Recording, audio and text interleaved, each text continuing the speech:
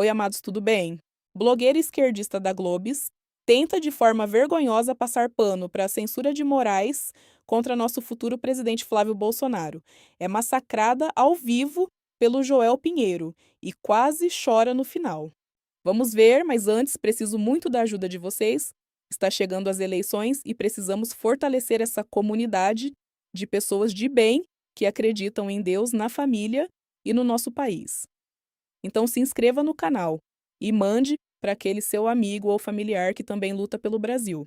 Dito isso, vamos para o vídeo. Esse inquérito, inclusive, já está em curso. A gente está falando de uma decisão que antes estava, inclusive, sob sigilo lá no Supremo Tribunal Federal e hoje o ministro Alexandre de Moraes até retirou o sigilo dessa decisão, né? Inclusive até desse inquérito, dando um prazo de 60 dias para que a Polícia Federal investigue, ou seja, a PF que agora vai fazer as diligências, entender se é o caminho, por exemplo, de colher depoimentos do Flávio Bolsonaro em relação a essa questão. Porque, para a gente entender, vamos voltar lá em janeiro deste ano, no dia 3 de janeiro, ali na rede social X, Flávio Bolsonaro faz uma postagem e abre essa postagem dizendo que Lula será delatado. E na sequência ele coloca ali alguns crimes, como por exemplo, o tráfico de drogas, de armas, ali também apoio a ações terroristas, então tem todas essas questões.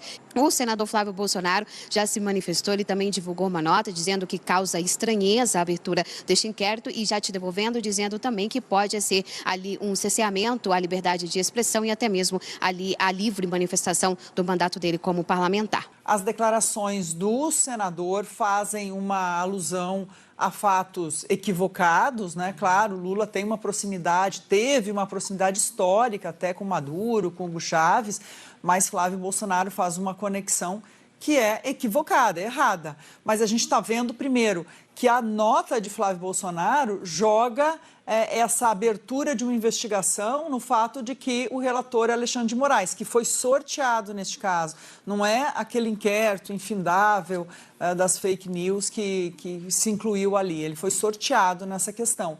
Mas essa antecipação também mostra como vai ser esse período eleitoral e o desafio especialmente da justiça eleitoral, porque a gente está vendo aqui uma decisão do Supremo Tribunal Federal, mas essas reclamações tendem a chegar em grande número ao TSE, a partir que nessa eleição vai ter no comando 2 ministros indicados por Jair Bolsonaro. Então, Alexandre de Moraes, que teve uma atuação muito firme como presidente do TSE na eleição de 2022, era uma coisa.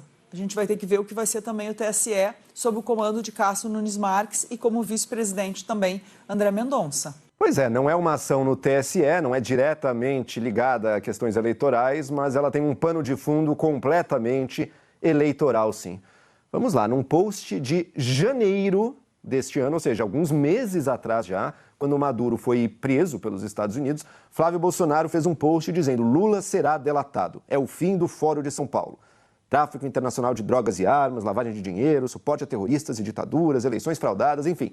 Elencou um monte de más condutas ali, basicamente ligadas ao Nicolás Maduro e indiretamente, que estava sendo preso, que era o objeto do post, e indiretamente ao Lula, aliado dele, membro do Fórum de São Paulo, ou seja, ligando tudo. Trata-se de uma acusação concreta de que o Lula cometeu esse ou aquele crime?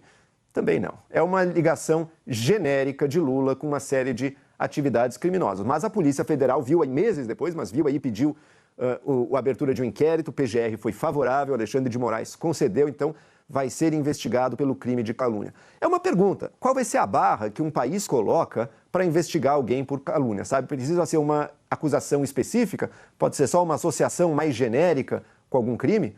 Independente de qual altura, qual o rigor da barra a ser colocado, a cobrança tem que ser, tá, mas então tem que valer para todo mundo, né?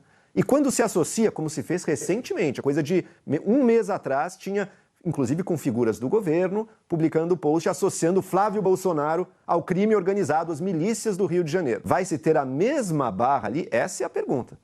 Me parece que num contexto de um ano eleitoral, ligado aos candidatos em discussão, seria preferível deixar que sem acusações específicas, mas deixar que associações possíveis dos candidatos com criminosos de um lado, com milicianos, com ditadores, possam ser objeto de discussão e de fala no debate público. Então, vamos acompanhar qual vai ser o resultado dessa investigação, né? Mas, de novo, o mais importante é que haja isonomia entre todos.